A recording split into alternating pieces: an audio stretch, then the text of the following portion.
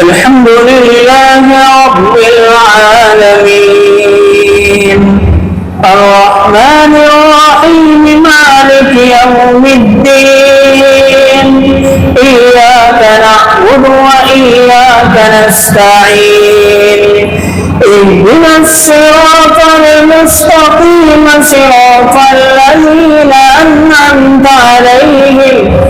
غير المغضوب عليهم ولا الضالين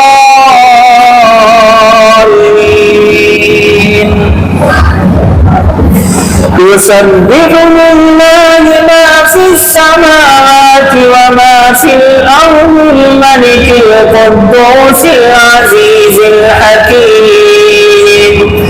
هو الذي بعث في الأميين رسولا منهم يتلو عليهم آياته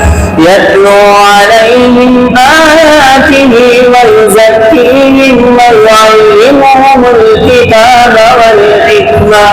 وإن كانوا من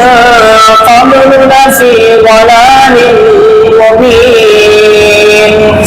وآخرين منهم لما يلحقوا بهم وهو العزيز الحكيم ذلك فضل الله يؤتيه من يشاء والله ذو الفضل العظيم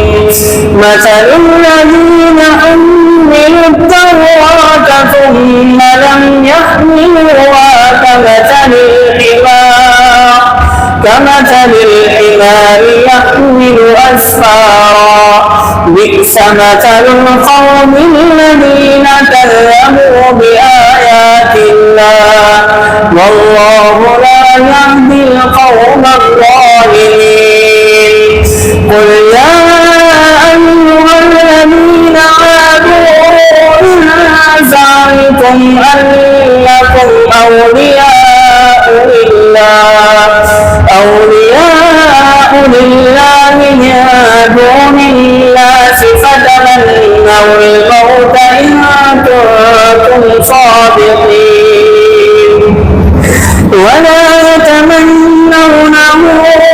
أبدا بما قدمت أيديهم والله عليم بالظالمين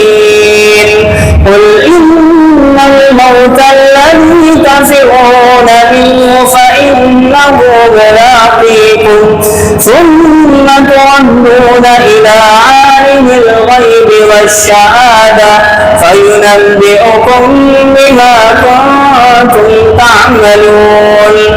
يا أيها الذين آمنوا إذا نودي للصلاة من يوم الجمعة فاسعوا إلى ذكر الله وذروا البيع ذلكم خير لكم إن كنتم تعلمون فإذا قضيت الصلاة فانتشروا في الأرض وابتغوا من فضل الله واذكروا الله كثيرا لعلكم تفلحون وإذا رأوا تجارة أو لهوا انفضوا إليها وتركوك قائما قل ما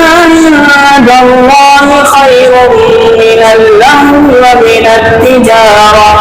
والله خير الرازقين